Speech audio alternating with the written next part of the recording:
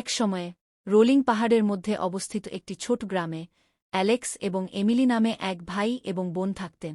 তাদের পার্থক্য থাকা সত্ত্বেও তারা যে কোনো প্রতিকূলতার চেয়ে শক্তিশালী বন্ধন ভাগ করে নিয়েছে।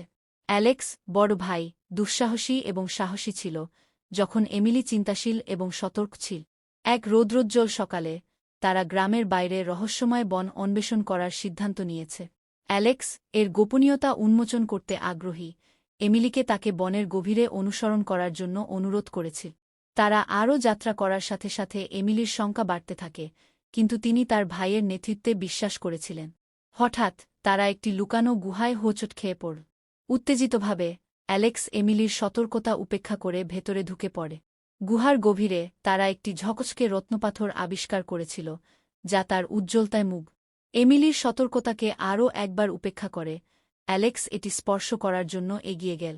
কিন্তু যত তাড়াতাড়ি তার আঙ্গুলগুলি মণিটি ব্রাশ করল, গুহাটি কেঁপে উঠল এবং প্রকোষ্ঠের মধ্য দিয়ে একটি গভীর গর্জন প্রতিধ্বনিত হল। পাথর গড়িয়ে পড়ে, তাদের প্রস্থান বাধা দেয়। আটকা পড়ে এবং ভীত, তারা বুঝতে পেরেছিল যে রত্নটি অভিশপ্ত ছিল এবং শুধুমাত্র ঐক্যই এর মন্ত্র ভাঙতে পারে। অন্ধকারে এমিলির সতর্ক প্রজ্ঞা উজ্জ্বল হয়ে উঠ। তিনি অ্যালেক্সকে তাদের বন্ধনের কথা মনে করিয়ে দিয়েছিলেন এবং তাকে তার নির্দেশনায় বিশ্বাস করার জন্য অনুরোধ করেছিলেন। একসঙ্গে কাজ করে তারা পালানোর পরিকল্পনা তৈরি করে। এমিলির সতর্ক পদক্ষেপ এবং অ্যালেক্সের শক্তির সাহায্যে তারা গুহার মোচড় এবং বাঁক নেভিগেট করেছিল যতক্ষণ না শেষ পর্যন্ত তারা সূর্যের আলোতে আবির্ভূত হয়েছিল, অক্ষত কিন্তু বুদ্ধিমান। সেই দিন থেকে অ্যালেক্স এবং এমিলি ঐক্যের প্রকৃত শক্তি বুঝতে পেরেছিলেন।